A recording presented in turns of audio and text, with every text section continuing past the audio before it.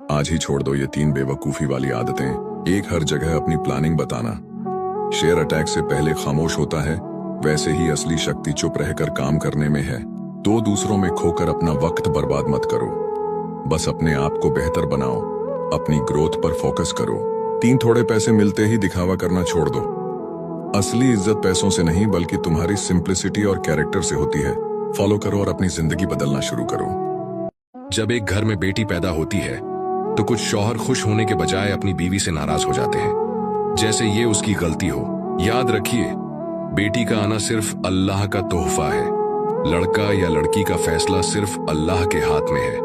आपकी बीवी का इसमें जरा भी दोष नहीं। जब आप बेटी की वजह से अपनी बीवी से नाराज होते हैं तो सिर्फ एक माँ का दिल नहीं टूटता, बल्कि आप अपने घर का सुकून भी खत्म कर देते हैं। एक दिन वही बेटी आपके लिए दुआओं का दरिया बन।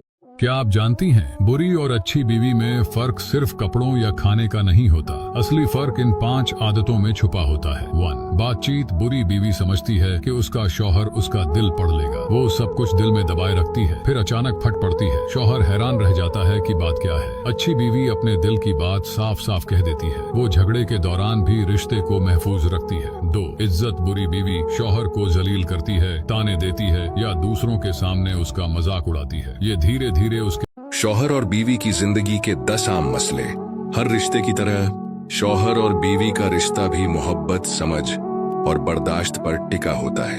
लेकिन जब कुछ छोटी बातें समय पर हल ना की जाएं, तो ये छोटी बातें बड़े मसले बन जाती हैं। सबसे पहला मसला, गलतफहमियां। एक छोटी सी बात समझाए बिना छोड़ देना दिलों में दूरी पैदा कर देता है। दूसरा, तवज्जो की कमी। अपनी जिंदगी की मशरूफियत में एक दूसरे के लिए वक्त ना निकालना प्यार को कमजोर। शौहर और बीवी सिर्फ अपनी जिंदगी के साथी नहीं होते, बल्कि उनके कंधों पर एक बड़ी जिम्मेदारी होती है, अपने बच्चों की परवरिश की जिम्मेदारी। बच्चों को सिर्फ खाना, कपड़े और तालीम देना काफी नहीं होता, उनकी रूह और जहन की गड़िजा भी जरूरी होती है। बच्चे वही सीखते हैं जो वो देखते हैं। अगर माँ बाप एक दूसरे से मोहब्बत, इज्जत और सब्र से पेश आए तो बच्चा भी वैसे ही बनेगा। हर दिन का एक छोटा सा वक्त बच्चों के लिए रखो, उनसे बात करो, उनकी बातें सुनो, उन्हें समझाओ कि जिंदगी सिर्फ मोबाइल और कभी कभी गुस्से में इंसान ऐसे फैसले कर लेता है जो बाद में पूरी जिंदगी पछतावा बन जाते हैं।